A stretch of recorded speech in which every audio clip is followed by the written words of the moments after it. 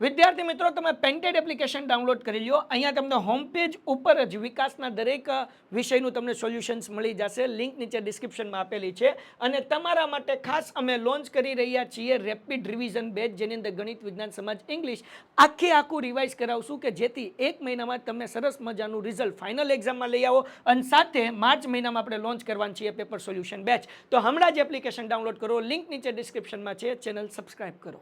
નમસ્કાર વિદ્યાર્થી મિત્રો, આજના વિડીયોમાં આપણે જોશું વાર્ષિક પરીક્ષા 2026 વિકાસ અસાઇનમેન્ટ ધોરણ 9 સમાજ વિભાગ બી ચેપ્ટર 1. પ્રશ્નોના માંગ્યા મુજબ ઉત્તર લખો. પહેલો પ્રશ્ન, નિયામક ધારાની જોગવાઈઓ શી હતી? તેનો જવાબ છે ઈસવીસન 1773માં અંગ્રેજ સરકારે પસાર કરેલા નિયામક ધારાની મુખ્ય જોગવાઈઓ નીચે મુજબ હતી. પહેલી, બંગાળના ગવર્નરને ગવર્નર જનરલનું પદ આપવામાં આવ્યું. બીજી, અંગ્રેજ કંપનીના વેપારી અને રાજકીય હિતો તેમજ પ્રવૃત્તિઓને ગવર્નર જનરલના સીધા અંકુશ નીચે મૂક્યા.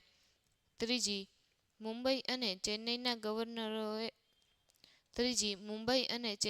ગવર્નરોને તથા તેમની કાઉન્સિલને ગવર્નર જનરલના સીધા અંકુશ નીચે મૂકવામાં આવ્યા.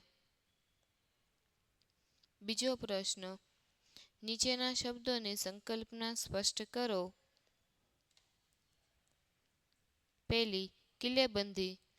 દુશ્મનોના સંભવિત હુમલા સામે રક્ષણ મેળવવા માટે કોઈ ગામ, નગર, શહેર કે નવા વસવાટની ચારે બાજુ બાંધવામાં આવતી દિવાલને કિલ્લેબંધી કહેવામાં આવે છે. બીજી, સહાયકારી યોજના.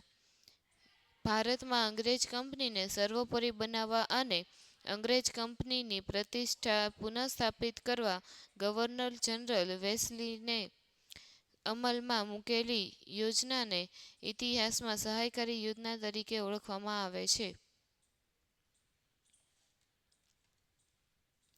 ત્રીજો પ્રશ્ન, કારણ આપો. વેસ્લીએ સહાયકારી યોજના અમલમાં મૂકી. તેનું કારણ છે ગવર્નર જનરલ સર જોહન શોરે અપનાવેલી તટસ્થતાની નીતિને લીધે ઈસ્ટ ઇન્ડિયા કંપનીની પ્રતિષ્ઠા તેમજ રાજ્ય વિસ્તાર અટકી ગયા હતા. આથી વેસ્લીએ કંપનીની સર્વોપરીતા અને પ્રતિષ્ઠાને પુનઃસ્થાપિત કરવા ઈચ્છતો હતો.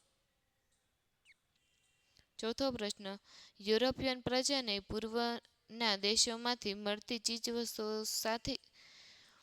જવાબ છે ઈસવીસન 1453માં તુર્ક મુસ્લિમોએ આંતરરાષ્ટ્રીય વેપારી મથક કોન્સ્ટેન્ટિનોપલ પરિણામે યુરોપ અને પૂર્વના દેશો વચ્ચે વેપારનો માર્ગ બંધ થયો અને યુરોપિયન પ્રજાને પૂર્વના દેશોમાંથી મળતી ચીજવસ્તુઓ બંધ થઈ. પાંચમો પ્રશ્ન, ભારતમાં રાજા નિસંતાન થતા જે રાજ્યો ડેલહાઉસીએ ખાલસા કર્યા તે રાજ્યોના નામ શોધીને લખો. તેનો જવાબ છે પંજાબ, હિમાચલ પ્રદેશ, ઉત્તર પ્રદેશ, રાજસ્થાન, મધ્યપ્રદેશ.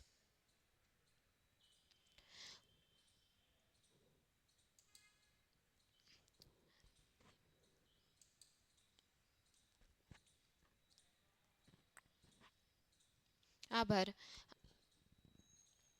આ વિડીયો પછી તમારે કયા વિડીયો જોવા છે તે કોમેન્ટ કરી જણાવો.